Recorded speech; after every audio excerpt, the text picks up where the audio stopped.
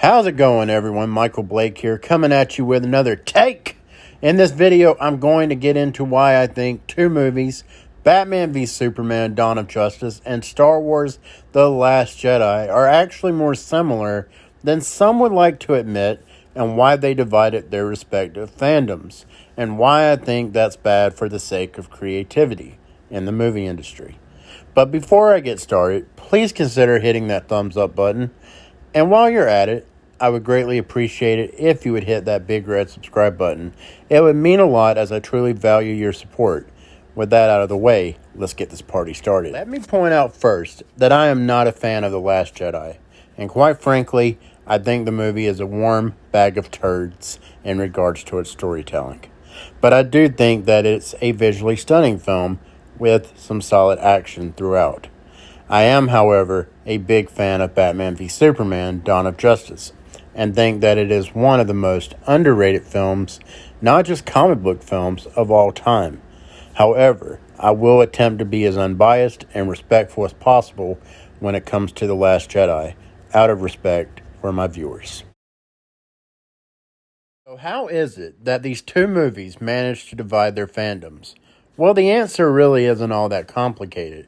You see, the filmmakers behind these movies took highly respected and beloved characters and essentially turned them on their heads, deconstructed them, and molded them into their own visions in order to take these characters in new directions, to create new and perhaps interesting stories to be talked about for years to come.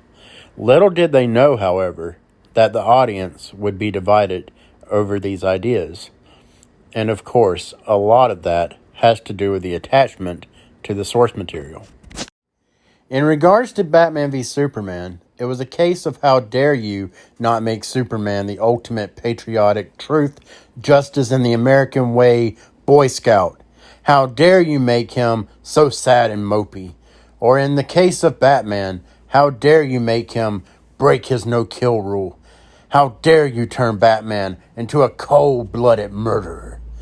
Or, in the case of Lex Luthor, how dare you not make Lex like he is in the comics? How dare you change the character? And then you have The Last Jedi, where it was a case of, how dare you disrespect these characters? How dare you make Luke a coward that hides in isolation on a planet? How dare you show Luke contemplating killing Ben Solo when he sensed the dark side growing within him? How dare you kill off Snoke so soon or so easily? Or how dare you turn Leia into freaking Mary Poppins? Anyways, my point is the fans, by large, did not like these decisions. And while both made a lot of money at the box office, The Last Jedi significantly more, they were considered divisive films. And directors Zack Snyder from Batman v Superman and Rian Johnson from The Last Jedi suffered career setbacks, and both the DCU and Star Wars universes went through failed course corrections as a result. It can be said now that both directors have found themselves on the rebound.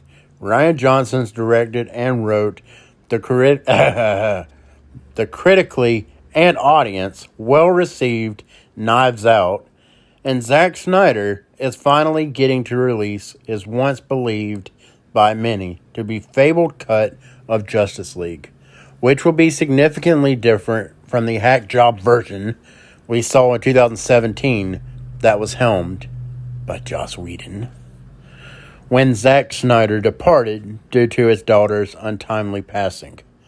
Snyder also has a Netflix movie coming out called Army of the Dead, where he will return to his horror roots, which I can't wait for.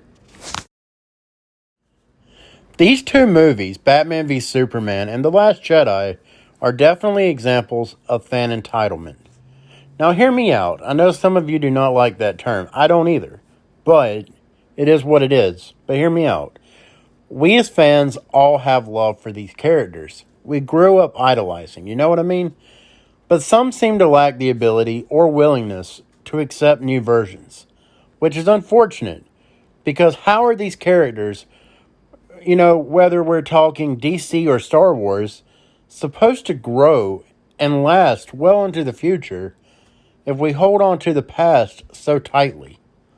My personal issues with The Last Jedi had more to do with the story overall than it did the characters individually. It's not that I couldn't accept these new versions. I just thought that they were poorly executed and that there was way too much of a focus on subverting expectations, which, to my understanding, is a similar criticism some have with Batman v Superman, at least in regards to the characters being poorly executed, which I disagree with overall. But I can see some of their points, and I certainly don't discount them. My issue with Batman v Superman, despite my love for the movie, has a lot to do with the fact that it felt rushed and that way too much was going on, and therefore it compromised much of the story's narrative. But in regards to that movie in particular, I call it the Iron Man 2 effect, where an interesting plot was muddled in favor of building an entire universe of films off of the back of one film. The Amazing Spider-Man 2 is another example of this as well. And we all know what happened with that franchise. It ended up getting rebooted by Marvel. BVS nearly suffered the same fate, but a rallying cry, an undeniable demand from a loyal, passionate fan base allowed for a return to that direction helmed by Zack Snyder, at least in some way.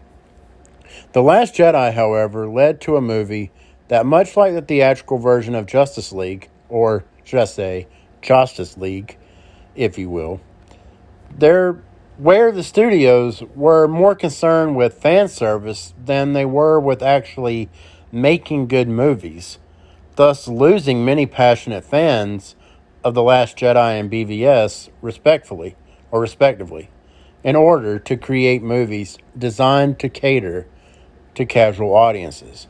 And that's where the similarities really end. Because in the end there proved to be enough fans of what Zack Snyder's original idea was to bring back his original vision and perhaps put the DCU back on a more stable course, whereas Star Wars is faced with much uncertainty. Well, that's all I got. Thank you so much for watching. I really wanted to make this video because I've always thought there were valid comparisons to be made between these two films. Perhaps you agree, but if you don't, that's cool too. It's perfectly fine for us all to have our own opinions and observations. Anyways, thanks again, and if you haven't already, please give this video a thumbs up and hit that big red subscribe button, and make sure you hit it twice so that you will be notified for future content. I have some pretty interesting stuff planned over the next few weeks. Thanks again. I'm Michael Blake, and this was my take. Y'all have a good one.